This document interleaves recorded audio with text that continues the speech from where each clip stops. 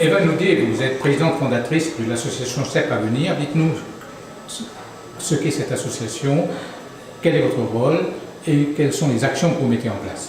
D'accord. Donc l'association CEP Avenir, en fait, elle a découlé d'un groupe qui s'appelle la Team CEP Warriors. Nous sommes près de 1900 membres. Et nous avons créé ce groupe en lançant un concept novateur qui s'appelle le parrainage.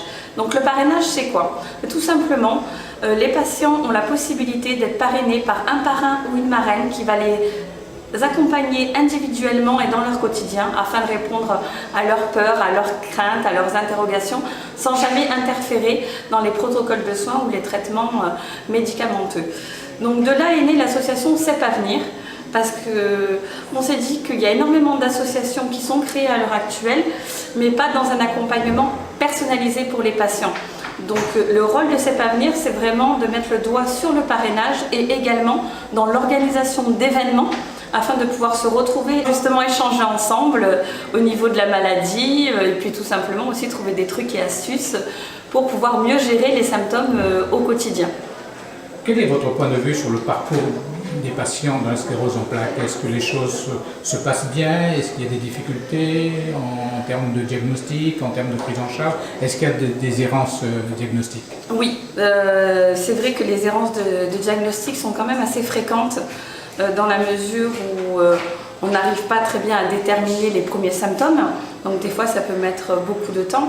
Et surtout ce qui est assez difficile, c'est de garder un seul et même neurologue pour avoir justement une prise en charge thérapeutique immédiate. Généralement, ça va passer dans une errance de plusieurs neurologues pour justement essayer de trouver la meilleure prise en charge possible. Et le problème arrive vraiment après, c'est-à-dire qu'une fois que la porte du CHU se ferme, on se retrouve seul.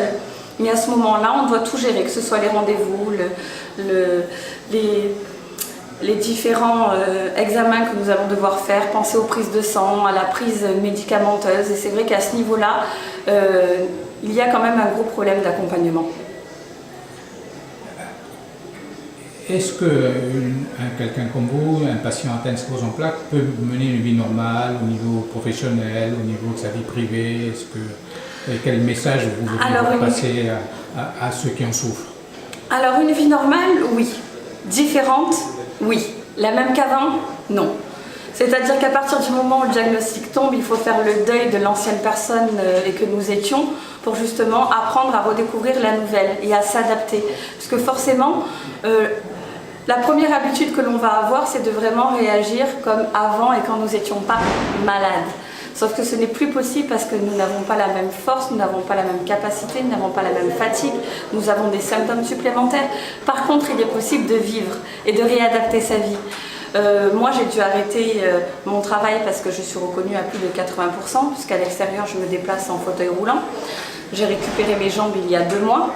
Mais ça ne m'empêche pas de vivre et je me suis passionnée pour cette maladie afin de pouvoir aider d'autres personnes justement à vivre avec cette maladie.